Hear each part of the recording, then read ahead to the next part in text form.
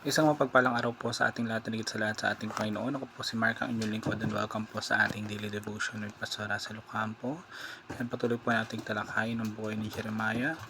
Topic natin is about the fall of Jerusalem in 586 BC or before Christ.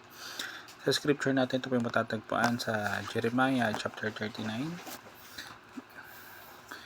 Sabi dito, dumating si Haring Nebuchadnezzar sa Babylonia kasama ang kanyang buong hukbo at kinubkob ang Jerusalem noong ikasampung buwan ng ikasyam na taon ng paghahari ni Haring Zedekias sa Juda. At noong ikasyam na araw ng ikaapat na buwan naman ng ika-11 taon ng paghahari ni Zedekias, napasok nila ang lungsod. Matapos makuha ang Jerusalem, lahat ng pinuno ng hari ng Babylonia ay sama-samang naupo sa gitnang pintuan ng lungsod. Sa ating katuruan, unang-una, God always fulfills His word, whether for blessings or for judgment. So, tiyak na tutupad or tutuparin na ating Panginoon yung kanyang mga sinabi. Lahat ng kanyang mga salita ay mangyayari. Maging ito man ay pagpapala o parusa o yung paghatol. So, sa kabanatang binasa natin, natupad yung matagal ng babalaan ng ating Panginoon kay Jeremiah. At talagang bumagsak yung Jerusalem at nasakop ito ng mga taga-Babylonia. Ibig sabihin, walang salita ng ating Panginoon ang nabibigo. Kung ano ang pinangako niya, mangyayari yon sa tamang panahon. Pangalawa natin, the wicked are destined to be crushed by God's judgment. So, hindi laging mananaig yung masasama. Ang mga pinuno at mamamayan ng Juda ay matagal nang tumangging makinig sa ating Panginoon. Nagpapakasasa sila sa kasamaan at hindi nagbabago ng isip. So, yung pagbagsak ng kanilang bayan ay paalala na may hangganan yung kasamaan kahit gaano pa sila kalakas o katatag ngayon. Darating yung oras na haharapin nila yung kahihinatnan ng kanilang mga gawa or mga ginagawa. Pangatlo, the faithful receive God's favor in times of crisis. So, hindi kayo iwan ng ating Panginoon kahit sa gitna ng matinding pagsubok.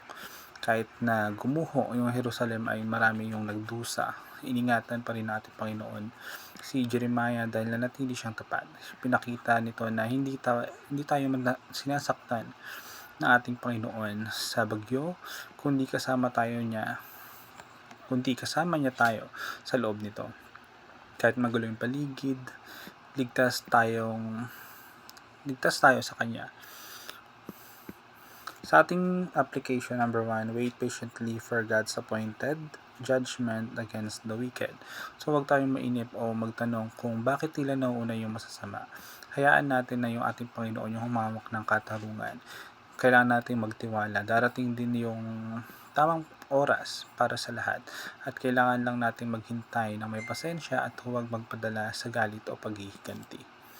Pangalawa natin is pray that corrupt rulers and tyrants will either repent or be brought down by God. Ipinalangin natin na yung mga tiwaling pinuno at mapang-api ay kailangan natin sila ipanalangin. Huwag nating hangarin na mapahamak sila agad. Sa halip, idulog natin ito sa ating Panginoon na sana ay magsing ang kanilang mga puso at magsisi na sila. Kung hindi man sila magbago, tiwala tayong itatama ng ating Panginoon ang lahat ng maling ginagawa nila.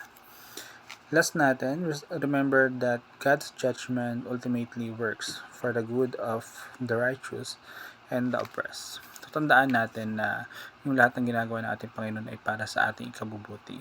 Kahit na dumaan tayo sa paghihirap o mga mahihirap na panahon, makikita natin yung na may paghuhukom sa paligid, huwag tayong matakot.